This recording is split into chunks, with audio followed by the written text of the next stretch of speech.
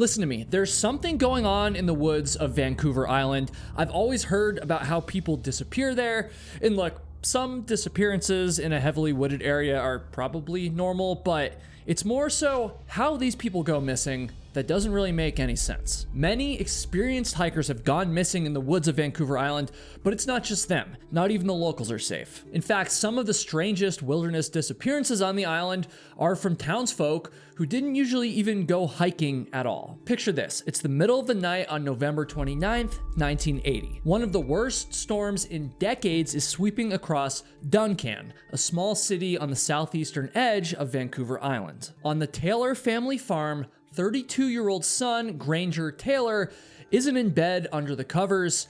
He's up and he's walking down the hallway to his parents' room. Once there, he tapes a note to their door, and then he just turns away. He goes outside into this horrible weather, which includes like a pitch black sky, massive forked lightning, and sheets of rain. He then gets into his car. And if it wasn't for the terrible weather, you would see that the car was bright pink. Granger's a little unique like that, right? He's a big guy, 6'3", 240 pounds, but he's kind of a gentle giant. He tends to keep to himself on his parents' farm, and he reassembles old cars, trains, and even airplanes in his free time. And look, I'm pretty good with a Lego set that comes with like an instruction manual, but this guy could take apart just about any machine and then put it back together. He was kind of a genius. And so when he painted his car pink, people just thought, well, that's Granger. I mean, he must have a good reason, right? And you'd also think that he must have had a good reason for driving into this intense storm in the middle of the night on November 29th. And by the way, he's not just driving randomly. There are 537 named mountains on Vancouver Island, and he's driving to one of them in particular, Mount Prevost. It's only a few miles from his home, but it's steep and it's surrounded by dense rainforest, and so it's not exactly an easy drive. And this particular mountain is also sacred to the local indigenous people, the Cowichan, who believe that their very first ancestor was placed there by God himself. And look, all that to say is that this is a very mysterious and a very odd place for Granger to be driving to in the middle of the night during an intense thunderstorm. And predictably, at some point on the drive, he went off the road. And we have to just figure that his windshield is just getting slapped with a bunch of wet tree branches. And so it's unclear how he's even like able to see, but somehow he makes it to the mountain. But what happens next? Well, we'll never know, because Granger was never seen ever again. However, you'll recall that note that he left on his parents' door.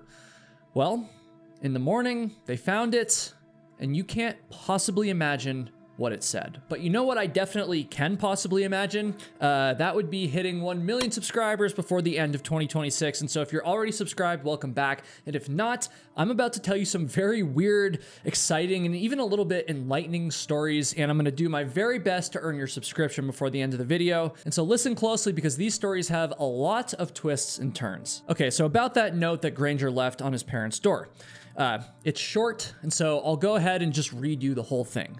Quote, "Dear mother and father, I have gone away to walk aboard an alien spaceship, as reoccurring dreams assured a 42-month interstellar voyage to explore the vast universe, then return. I am leaving behind all my possessions to you, as I will no longer require the use of any. Please use the instructions in my will as a guide to help. Love, Granger."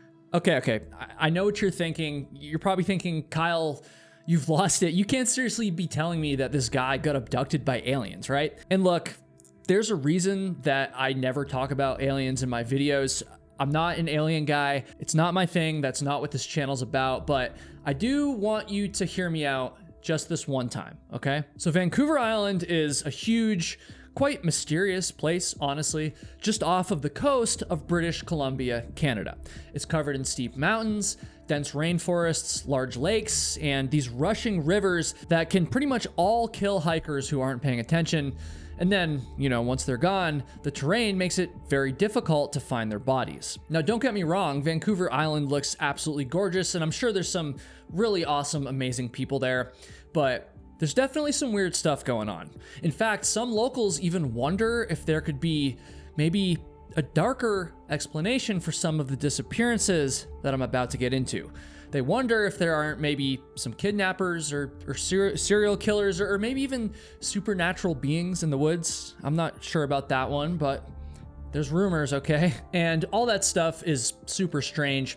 But in the case of Granger Taylor, the culprit seems to be even stranger somehow. In fact, Granger's whole life was pretty hard to believe. I mean, he was 32 years old, but his best friend was an 8th grader. The 8th grader, Robert Keller, was a middle school dropout that Granger kind of took under his wing, which is obviously very strange, but from my understanding, there wasn't anything nefarious going on here. Robert has always had nothing but good things to say about Granger, and he says that without Granger, his friend, he probably would have become a juvenile delinquent. But instead, Granger showed him how to build all kinds of amazing machines. And this almost brings us full circle in a way, because this is where you get a sense of how Granger had this almost spiritual connection to the woods. And what I mean is that he would go into these dense rainforests on the island and he would find full steam engines that were left there, or crashed World War II planes that had been hidden by overgrowth for decades. It was almost like he knew how to get the island to share its secrets, and then he'd used his amazing strength and his engineering abilities to pull them out of the woods and onto his parents' farm, where he would then restore them. And Robert got to help him with these projects, and he was even there to help Granger paint his car pink. And folks, it was while working on these projects together that Granger started to tell Robert about the aliens. And look, I'm not here to pretend that what Granger was saying about these aliens was true. I'm just trying to tell you what he actually thought. He was probably a little delusional, but regardless, Granger said that the aliens came to him in his dreams, and he said that they needed his expertise while on a voyage. At first, Granger thought that maybe he had just had like a memorable dream or something, but then apparently the next night, they came right back, and these aliens supposedly told him the exact day and time that they would come pick him up, though he wasn't supposed to tell anyone about this. The only details that Granger would share were that the aliens were coming on November 29th, and they would come in the middle of a terrible storm so that the clouds would hide their ships from view. Now you have to keep in mind, once again, even though it's a little weird, Robert, he's hearing this stuff and he's just a kid.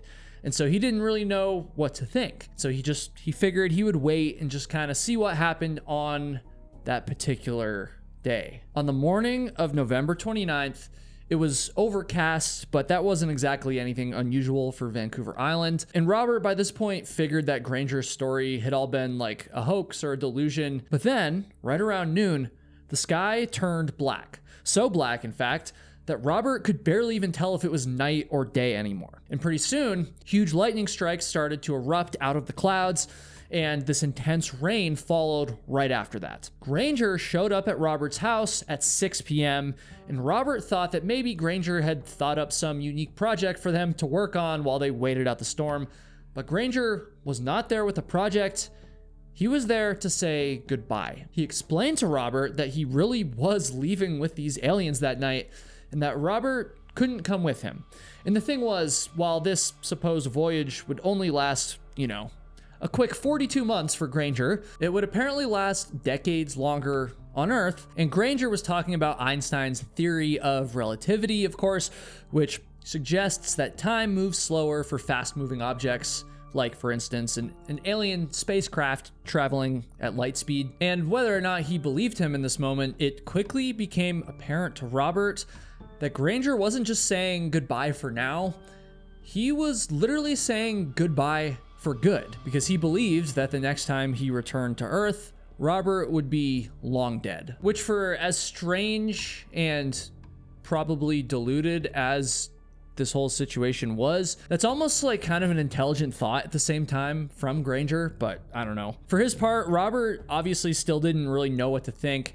He actually slept pretty poorly that night, kind of with all these things bouncing around his head, and I feel for him. I mean, there was already a bunch of loud thunder outside to keep him awake, but then on top of that, he was genuinely worried about his friend. By morning, the storm had finally cleared, 8 o'clock rolled around, which was the time that Granger would usually pick Robert up, but Granger was nowhere to be found. Robert called his home, he called his parents, but they hadn't seen their son either. And that's when his parents found the note taped to their door. An island-wide manhunt was launched. The Royal Canadian Mounted Police, which is, I guess, the Canadian equivalent of the FBI, but I could be off on that. Well, anyways, they used helicopters to search the thickest parts of the forest, but Granger, as well as his pink car, were nowhere to be seen. The police ended up interviewing Robert's father, but strangely, they didn't interview Robert himself. And Robert found that very odd. I mean, why wouldn't they talk to the person who was Granger's best friend? A few years passed, and there was still no sign of Granger. His parents eventually had him declared legally dead. And one weird thing about his will was that he had crossed out any reference to his death and replaced it with the word departure, almost as if to suggest that he really had just gone up to space. Obviously, no one truly knew what happened, but some people actually believed that Granger was still alive and he had just kind of run off somewhere.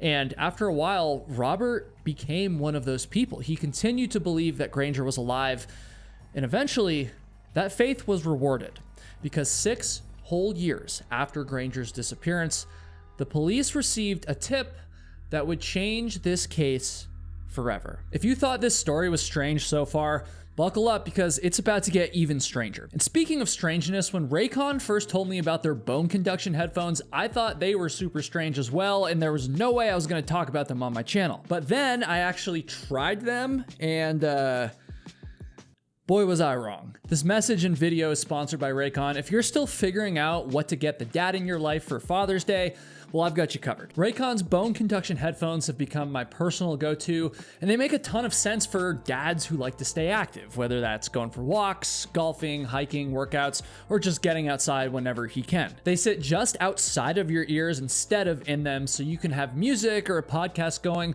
while still hearing everything around you, like traffic or people, your surroundings. It makes being active outside feel a lot more comfortable and honestly a lot safer too. I've been using these pretty much every single day since I got them, especially while I'm doing like errands or cooking, things like that. They're the headphones that I actually reach for because I can still hear what's going on around me without sacrificing sound quality, and that's really important. They use off-ear audio, sending sound through vibrations in your bones, which is the strange part I was talking about earlier, but that's also the reason that they work so well. Your ears stay open to the world around you while you still get crystal clear music, podcasts, or calls.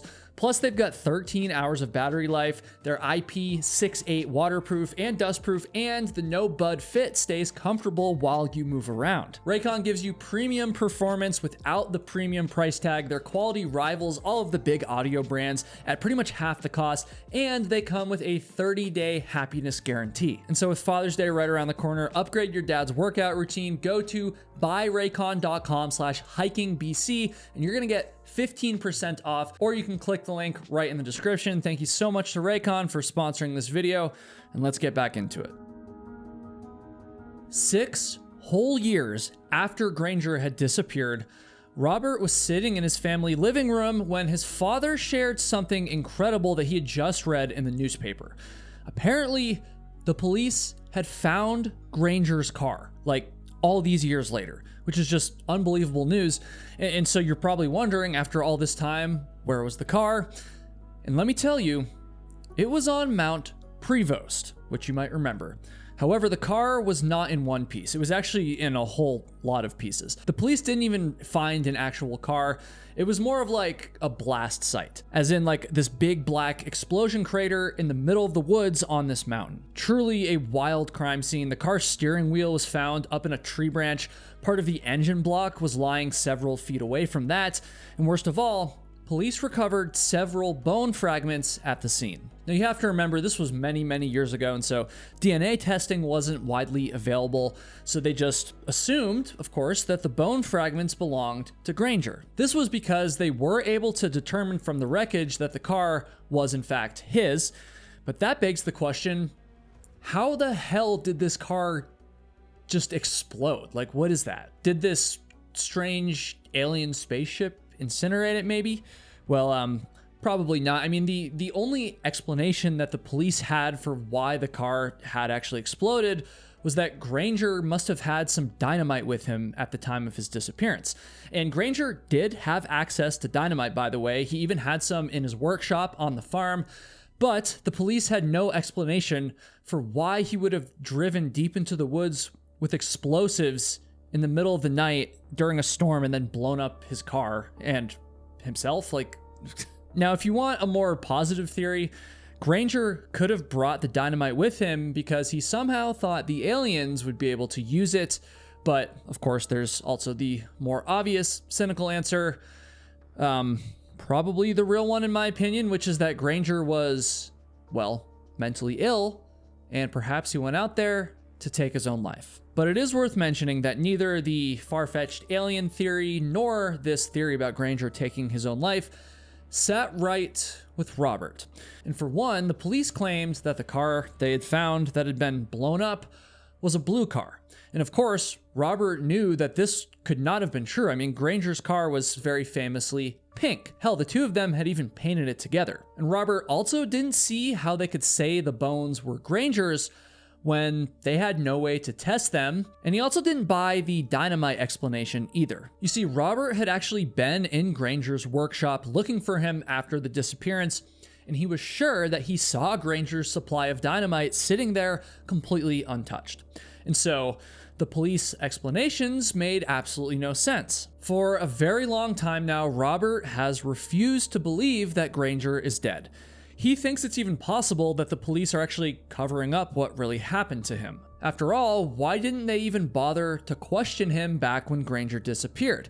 It was almost like they didn't want to know the actual truth. And then years later, when Robert requested to see the bone fragments so that they could be tested with modern technology, he got a response that only made his suspicion even worse. Get this. I told you this was going to get stranger. The police told Robert that the bones had been misplaced, lost. And Robert couldn't believe this. I mean, this is just so suspicious. The Canadian Royal Mounted Police losing a victim's remains didn't seem very likely. Now, it's really hard to say whether there actually was a cover-up here, or if the police were just going off of the information they had. I mean, they might have just said the car was blue because that was the color that it was originally registered under, and they might not have wanted to interview Robert because he was a minor at the time, and they really might have just misplaced the bones. But with all that being said, I do think that taking your own life using dynamite in the middle of a storm is a really, really strange way to go. But then again, Granger was a strange guy. Maybe the alien story was just something he told his young friend so that he wouldn't be shocked by the reality that Granger was actually considering taking his own life. However, despite my skepticism about the alien thing, I do want to say one thing in defense of Robert's alien theory, and that is Granger's choice of Mount Prevost as his meeting place with the aliens is incredibly eerie if you know about the indigenous stories revolving that particular mountain. So I mentioned at the top of the episode that the Cowichan people view that mountain as sacred. It's of the utmost importance to them because they believe the first of their people, a man named Stutson, was placed on Earth here by God himself, and there are two important stories featuring Stutson that are set on Mount Prevost. One story says that Stutson was lonely, and so God directed him to a cave on the mountain where he met a dog who could serve as his companion. And then another story says that God sent Stutson and his brother a vision of a great storm that would flood the island. And then in order to save themselves, the Cowichan would have to bring their canoes up the mountain, and as the waters rose, they tied their canoes together around the mountain and rode out the flood all the way up to the peak. I think that these stories are really interesting because, in a way, they almost both apply to Granger Taylor.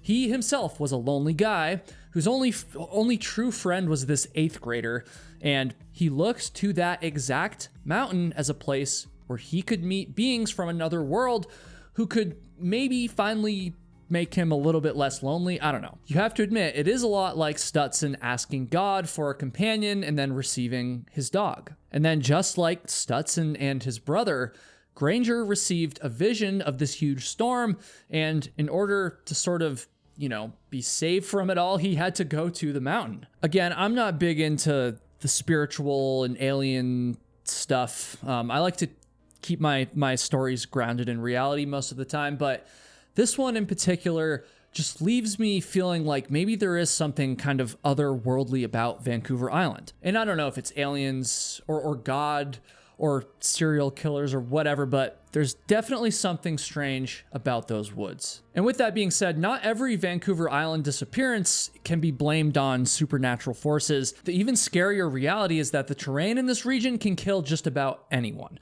All it takes is one wrong move, or one lapse in concentration, and even the most experienced adventurer can be gone like that. Realistically, it can be very hard to find a body in this kind of wilderness. I mean, there's thick plant growth, rock slides, rushing water. All of these things can hide a body and ensure that their loved ones never get any closure.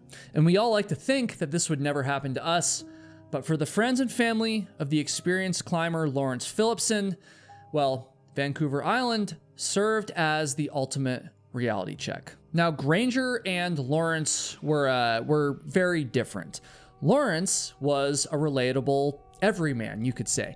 He was like the cool grandpa that we wished we all had. He wore high-waisted pants, he had a big nose, big ears, big glasses, and honestly, he was ready to take on the world.